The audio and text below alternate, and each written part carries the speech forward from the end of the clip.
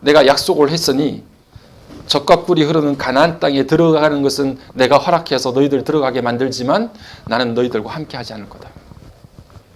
그때부터 모세가 처절하게 민족을 위한 소위 말하는 중보기도가 시작됩니다.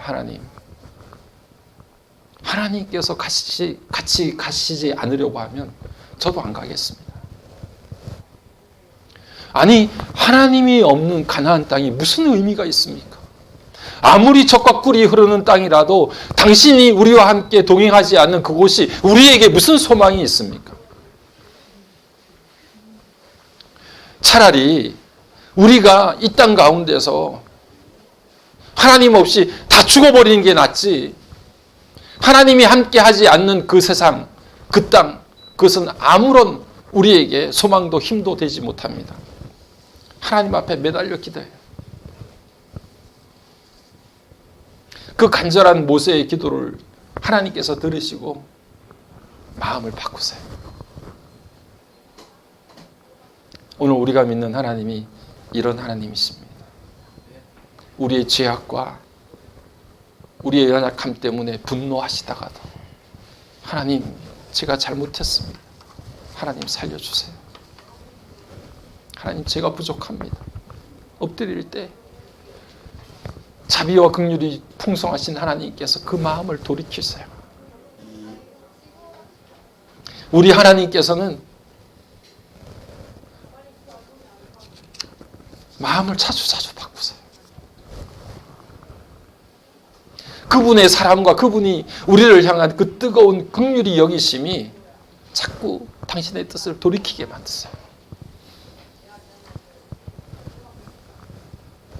모세를 시내산 꼭대기에 다시 부르신 하나님께서 모세와 함께 이야기를 나누시면서 다시 말씀을 모세에게 허락을 해 주십니다. 모세가 40일을 2번씩 금식을 하죠.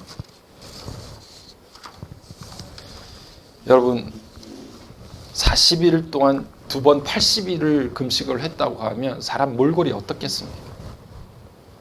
우리가 건물이 붕괴되거나 사고가 나서 며칠 동안 먹지 못하고 그렇게 건물 더미에 깔렸다가 구출되는 사람들 보면 얼굴이 어떻습니까? 10일, 20일만 먹지 못하고 마시지 못해도 얼굴이 흉측하게 바뀌는데 40일을 2번씩 금식한 모세의 얼굴은 어땠을까요? 정말 피골이 상접해서 항상한 해골 같은 그런 모습으로 백성들에게 나타났을 겁니다. 40일을 먹지 못하고 마시지 못하고 사람이 어떻게 살 수 있나요? 여러분.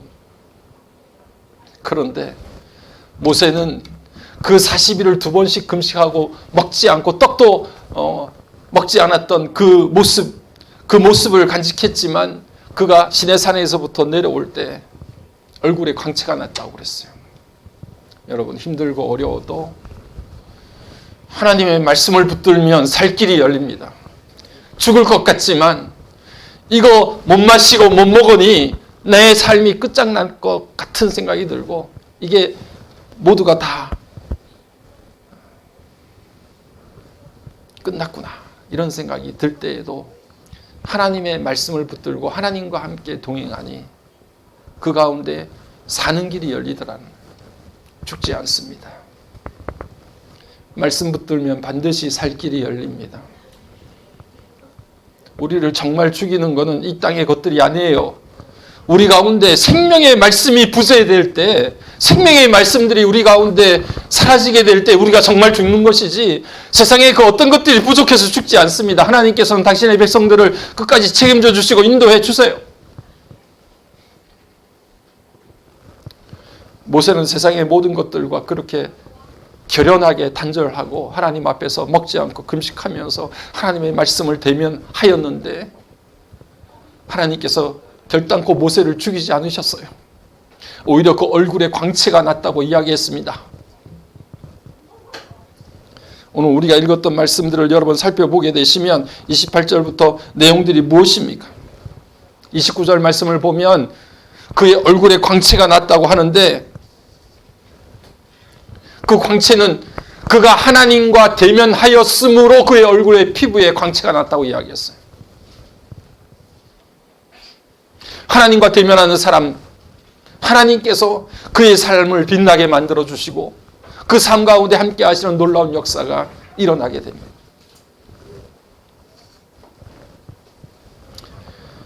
히브리서 4장 12절 13절 말씀을 우리 함께 같이 한번 읽어보겠습니다. 히브리서 4장 12절 13절 우리 함께 읽겠습니다. 하나님의 말씀은 살아있고 활력이 있어 좌우의 날선 어떤 것보다 예리하여 혼과 영과 및 관절과 골수를 찔러 쪼개기까지 하며 또 마음의 생각과 뜻을 판단하는 지으신 것이 하나도 그 앞에 나타나지 않음이 없고 우리의 결산을 받으실 이의 눈앞에 만물이 벌거벗은 것 같이 드러나느니라. 아멘. 여러분, 쌍수만 해도 사람이 달라 보여요. 쌍수가 뭔지 아세요? 쌍꺼풀 수술만 해도 얼굴이 달라 보이더라고요. 우리 뉴질랜드에서 오셨던 김현장 사모님이 요즘에 뷰티 사업을 하느라고 어제도 여기 친구들을 불러다가 눈썹을 막 이렇게 한참 그려주고 문신을 새겨주고 막 그걸 한참 했어요. 하고 나니까 정말 이쁘긴 이쁘더라고요. 눈썹이 하나 달라지니까 사람 얼굴이 새롭게 보이대요.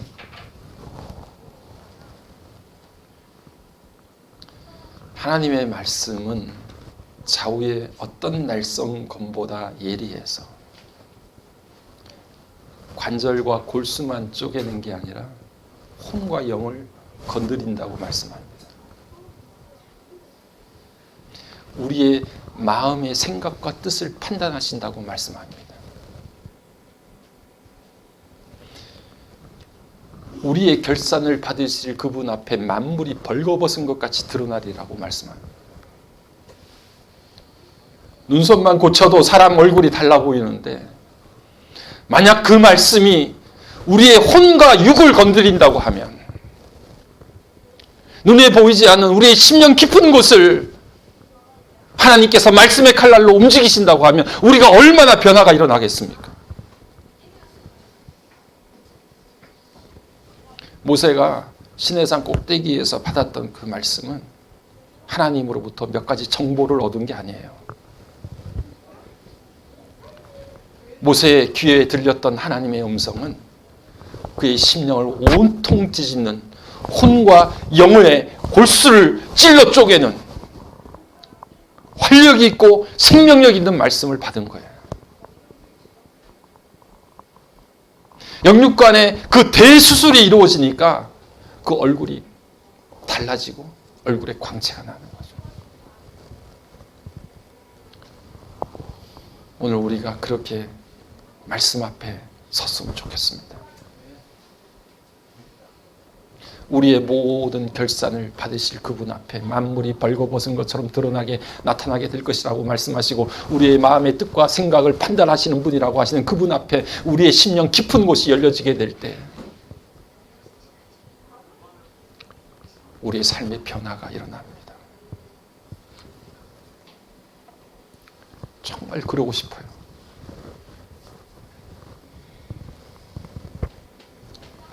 에스겔 47장 말씀을 보면 성전 문지방에서 흘러나오는 물이 점점점 불어납니다. 발목에 잠겼다가 무릎에 잠기고 무릎에 잠겼다가 허리에 잠기게 되고 이제 더 이상 건널 수 없는 헤엄을 쳐야 될 큰 강을 이룹니다. 여러분, 그 깊은 말씀의 강에 우리가 좀 푹 잠겼으면 좋겠습니다. 에스겔 3장 말씀을 보게 되면 에스겔 선지자에게 하나님께서 말씀하시기를 이 두루마리를 먹으라 말씀합니다. 그 말씀이 에스겔 선지자의 창자를 채웠다고 말합니다. 여러분, 이스라엘 사람들이 창자라고 이야기할 때는 그냥 우리의 장의 일부를 이야기하는 게 아니에요. 이스라엘 사람들은 자신의 마음의 심중, 내 마음의 한가운데를 이야기할 때 창자라고 표현합니다. 그러니까 에스겔이 두루마리를 먹어서 그 창자를 채웠다라고 하는 말은 그의 중심이 완전히 말씀에 의해서 장악을 당했다는 이야기예요. 내 심령 가운데 내 중심이 말씀의 점령을 받았으면 좋겠다. 내 안이 그렇게 말씀으로 충만하게 건너지 못할 그 깊은 강에 내가 완전히 잠기는 것처럼 그 말씀이 내 심령 깊은 곳을 완전히 장악하고 그것이 나를 완전히 제압해서 말씀 앞에 거부할 수 없고 말씀 앞에 불순종할 수 없을 정도로 말씀의 거대한 물줄기가 우리 인생을 덮쳤으면 좋겠다. 다른 게 소원이 아니라 이게 소원입니다. 그런 하나님께서 에스겔에게만 그렇게 말씀하신 게 아니에요. 성경의 마지막 요한계시록 10장을 보게 되면 하나님께서 똑같이 요한에게도 말씀하세요. 이 두루마리를 받아 먹으라고 이야기합니다. 하나님께서 원하시는 것은 우리의 심령 가운데 당신의 말씀으로 충만하게 우리의 중심이 하나님의 말씀으로 완전히 새롭게 장악되어지는 그 생명으로 꿈틀거리는 우리의 삶이 되어지기를 우리 하나님께서 원하시는 거예요. 그때 모세의 얼굴에 광채가 납니다. 내가 그러려고 그런 게 아니라 말씀이 우리 각자 개인의 삶의 중심에 파고들게 되면 그런 변화가 일어난다는 말입니다. 모세에게 일어났던 일들이 저와 여러분들에게도 말씀의 지배를 받으면 일어날 수 있음을 믿고 확신하시기를 바랍니다.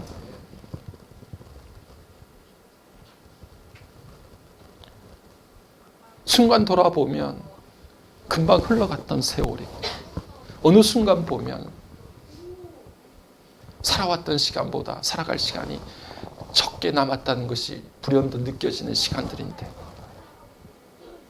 우리 가운데 정말 소원이 있고 우리가 하나님을 알지 못하면 모르겠지만 하나님의 백성으로 살아가는 우리의 삶이라고 하면 우리의 소원이 하나님 정말 우리의 남은 시간은 말씀으로 점령당하고 말씀의 지배를 받아서 그 말씀 앞에 거부할 수 없고 그 말씀을 따라가는 것이 즐겁고 내 삶의 유일한 행복과 기쁨이 될 수 있는 그런 삶 한 번쯤 살다가 하나님 앞에 섰으면 좋겠습니다. 이게 거룩한 소원이 우리들 가운데 좀 일어났으면 좋겠어요.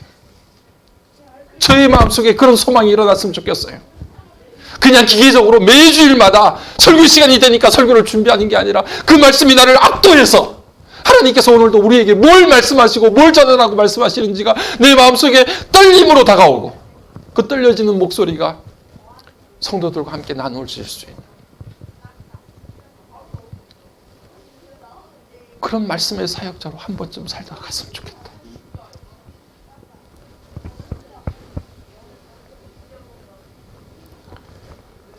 모세가 그렇게 산에서 내려올 때 그 빛을 보고 사람들이 다 두려워했어요.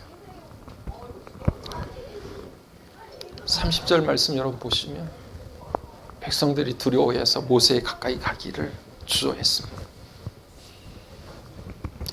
우리 성경 말씀 한 군데 읽겠습니다. 사도행전 2장 42절 43절 말씀을 같이 다시 한번 읽습니다. 사도행전 2장 42절 43절 그들이 사도의 가르침을 받아 서로 교제하고 떡을 떼며 오로지 기도하기를 힘쓰며 사람마다 기도하며 아마 기사와 표적이 많이 나타나니 사람마다 두려워했어요. 어느 때 두려움이 생깁니까? 오롯이 기도했습니다. 우리 신앙의 선배들은 그저 교제하고 떡대며 오로지 하나님 앞에 매달려 기도했어요. 그분 앞에 독대하고 하나님을 대면하는 일에 거기에 최선을 다했어요. 그때 누가 뭐라고 하지 않아도 세상이 교회를 두려워했습니다. 영적인 권위는 내가 그렇게 만들려고 해서 되는 게 아닙니다, 여러분. 우리가 정말 하나님 앞에 그 말씀의 깊은 강가에 빠지게 되면 그 앞에 내가 완전히 잠기게 되면, 그 말씀이 우리의 중심을 강타하게 되고 그 말씀이 우리의 심령 깊은 곳을 건드리게 되면 나도 모르게 내 삶 가운데 뿜어져 나오는 것들이 아우라가 있어요. 말씀에 아우라가 있습니다. 사람들이 그걸 알아요. 누구보다도 세상이 그것을 먼저 캐치합니다. 그래서 세상 사람들이 초대교회 성도들에 대해서, 사도들에 대해서 두려움을 가지던 거예요.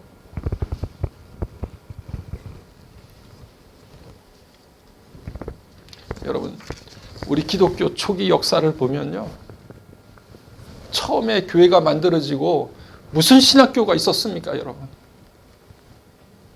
무슨 학위가 있었습니까?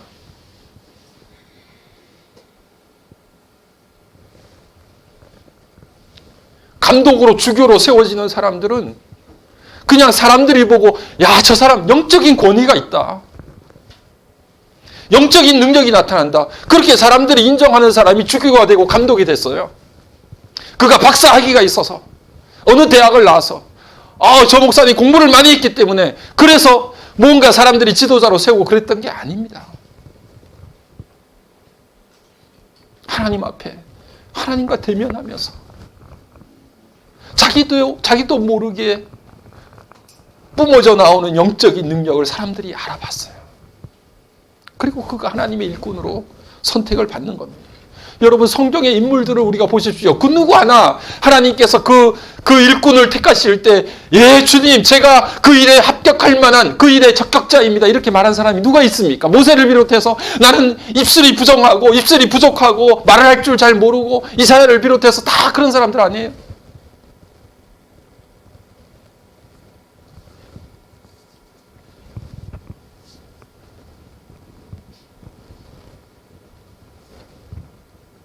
주님께서 심판하실 때에도 우편에 있던 양들은 내가 무슨 일을 했는지도 잘 알지 못했습니다. 너희가 내가 굶주릴 때 먹을 것을 주었고, 목마를 때 마실 것을 주었고, 헐벗을 때 입을 것을 주었고, 감옥에 갇혔을 때 찾아와 주었다 라고 이야기했을 때, 언제 주님, 저희가 언제 그런 일을 했습니까?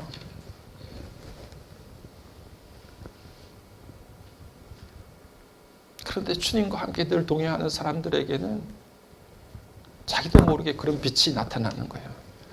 영적인 능력들이 그의 삶을 통해서 드러납니다. 나는 알지 못해요.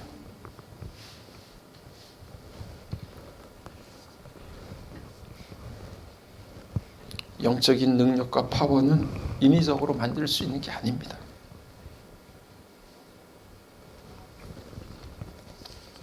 오늘 우리가 함께 나누는 말씀처럼 우리도 모세와 같이 산꼭대기에서 하나님을 독대해야 될 순간들이 우리에게 필요합니다, 여러분.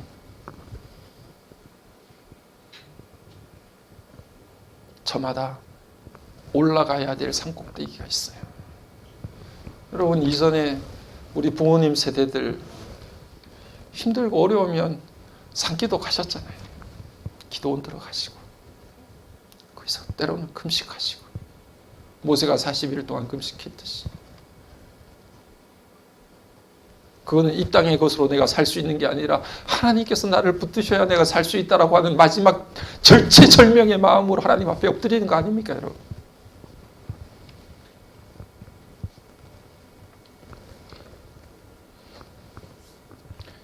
그때 우리에게 세상의 것들이 좀 부족해도 영적인 능력이 우리를 감싸고 하늘로부터 내리는 능력을 덧입는 역사가 일어나지 않았습니까? 그런 순간순간을 통해서 우리 인생의 고비고비를 이겨나가지 않았습니까?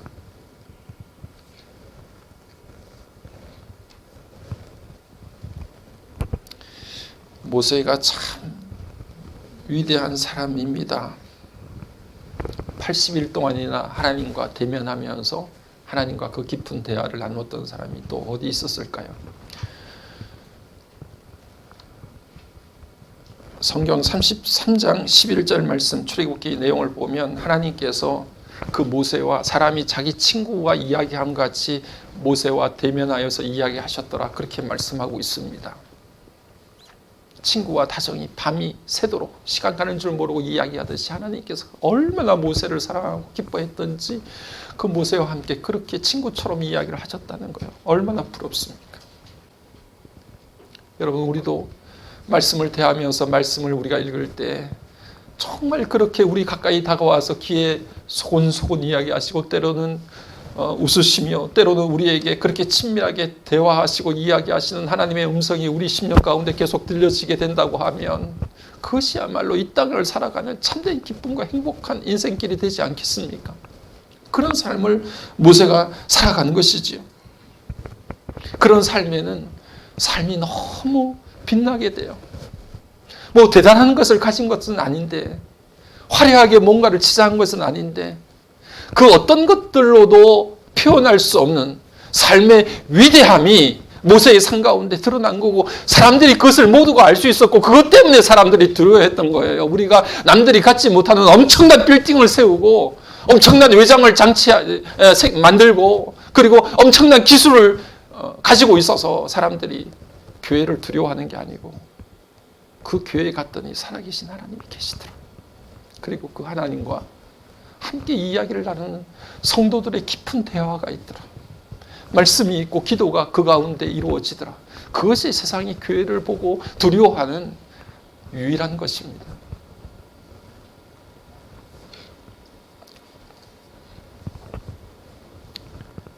오늘 무엇보다도 저와 여러분들 가운데 정말 우리가 간직해야 될 영적인 능력이 하나님의 말씀을 대면하고 그 말씀에 깊이 잠기고 그 말씀이 여러분의 심장 중심을 강타하고 점령하고 그것을 장악할 수 있는 그런 능력을 통해서 저와 여러분의 삶이 하나님 앞에 새롭게 되어지는 귀한 역사가 일어나기를 간절히 소망합니다.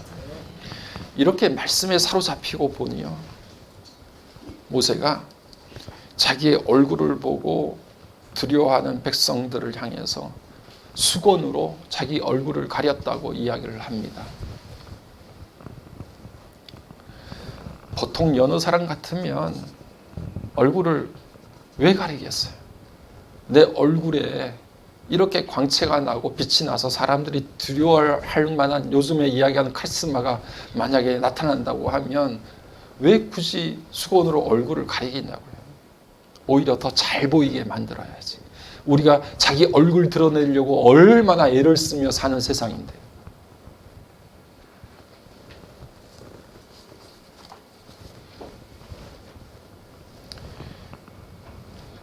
한국의 이단 교회로 인정된 교회 중에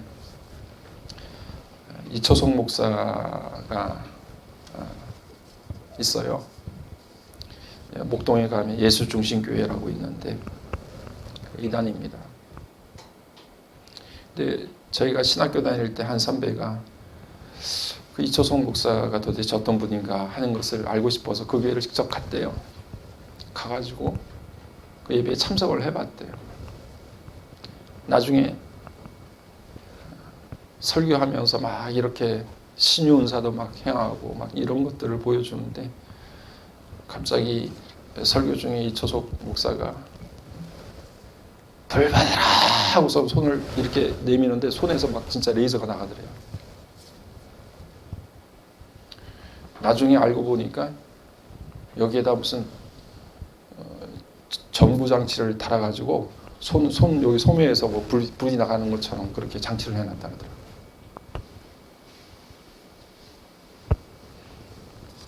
조작하고 꾸며서라도 내가 능력이 있다는 것을 사람들에게 나타내 보여주고 싶어요. 그 교회에 박보검이 다닌다고 뭐 그렇게 한참 이야기가 나오더라고요. 복사? 네, 소가수다. 저는 정말 속은 거라는 줄 알았어요, 지금까지. 예, 제주도 말이 수고하셨습니다. 그런 뜻이라고 이야기하더라고요. 근데 요즘에는 교회를 정통교단으로 옮겼다는 이야기도 있는데 그건 잘 모르겠어요. 어쨌든 이단들과 말씀에서 떠나버린 진리의 중심에 서 있지 않는 사람들은 어떻게 해서든지 간에 내가 능력이 있다는 것을 나타내 보여주기 위해서 무슨 짓이든 합니다. 조작을 해서라도. 그래서 사람들을 끌어모으려고 합니다. 여러분, 그거는 참된 능력이 아니죠. 모세처럼 맷뿌리에 올라가서 하나님을 독대하고 그 말씀 아니면 내가 죽을 것 같습니다. 하나님, 내 삶 가운데 말씀을 주시옵소서. 그 얼굴을 바라보면서 세상의 모든 것들과 단절하고 그 하나님을 바라보는 시간이 우리 가운데 있을 때 나도 모르게 내 삶 가운데 뿜어져 나오는 영적인 줄기가 있는데 그것은 하나님께서 우리에게 주시는 거예요. 그 능력이 저와 여러분들 가운데 우리 교회 공동체 가운데 살아나기를 주의 이름으로 간절히 축복합니다.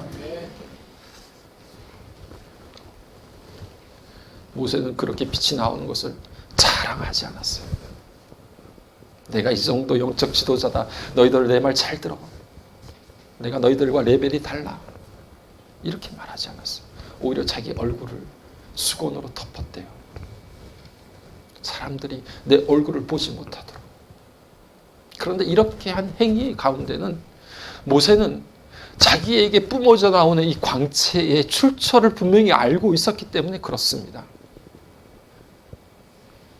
우리가 이미 29절 말씀에서 보았듯이 내가 내 얼굴 피부에 광채가 나는 것은 내가 잘 먹고 내가 뭘 잘했기 때문이 아니라 내가 여호와 하나님과 대면하였으므로 내 얼굴에 그 광채가 나는 것. 그러니까 원빗줄기가 하나님께 있다는 것을 모세는 철저하게 믿고 그것을 확신했기 때문에 나에게 비춰지는 빛을 보고 사람들이 마치 내가 스스로 발광을 하는 것처럼 그렇게 느껴질까 봐. 아닙니다. 저는 빛의 출처가 아닙니다. 하나님께서 빛의 원천이 되어 주십니다. 나는 그 빛을 바라봤을 뿐입니다. 이것을 백성들에게 드러내는 거 아닙니까? 말씀을 제대로 만난 사람은 이렇게 살게 돼요. 내가 없어지고 오직 하나님 영광 거둬 주시옵소서. 내 헌신과 내 작은 섬김은 사라지고 오직 주님 영광 받아 주시옵소서.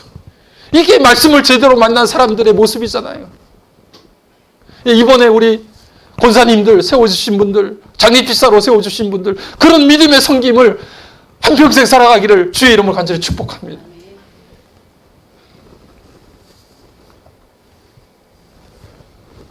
우리 마지막으로 고린도후서 4장 6절과 7절 말씀을 한번 읽겠습니다. 고린도후서 4장 6절 7절 같이 읽습니다. 어두운 데에 빛이 빛이라 말씀하셨던 그 하나님께서 예수 그리스도의 얼굴에 있는 하나님의 영광을 아는 빛을 우리 마음에 비추셨느니라. 우리가 이 보배를 질그릇에 가졌으니 이는 심히 큰 능력은 하나님께 있고 우리에게 있지 아니함을 알게 함이라. 아멘. 그리스도의 얼굴에 하나님의 영광을 알게 하는 빛이 있어요. 그래서 예수를 본 사람은 하나님을 본 거예요. 그러니까 주님 얼굴에 하나님의 영광을 알아볼 수 있는 빛이 주님께 있는데 그 빛이 우리들의 마음속에 비춰져서 우리도 그 빛을 바라게 된 거예요. 빛의 시작은 우리에게 있지 않습니다. 빛 대신 주님을 볼 때 그 빛이 우리의 삶을 빛나게 만들어요. 이 보배를 질그릇에 가졌으니 이는 심히 큰 능력이 우리에게 있지 않고 하나님께 있음을 알게 하려 함이라. 아멘. 예, 여러분, 그 능력이 우리에게 있잖아요. 오늘 그 주님 바라보고 그 주님 가슴 깊이 품고 살아갈 때 하루를 열며 오늘도 그 주님께서 나에게 무슨 말씀을 하시는지 그 말씀 있습니다. 내가 드러나는 것이 아니라 마지막까지 하나님의 영광을 외치고 내 얼굴은 수건으로 가리고 오직 하나님만 우리 가운데 드러나게 하여 주시옵소서. 그런 믿음의 걸음, 주님이 내 삶의 주인 되시고 하나님께서 내 삶의 모든 영역에서 주권자가 되어주시는 그런 믿음의 삶을 살아갈 수 있을 줄로 믿습니다. 오늘 그런 시간들이 우리에게 말씀을 통해서 열려지기를 주의 이름으로 간절히 축복합니다.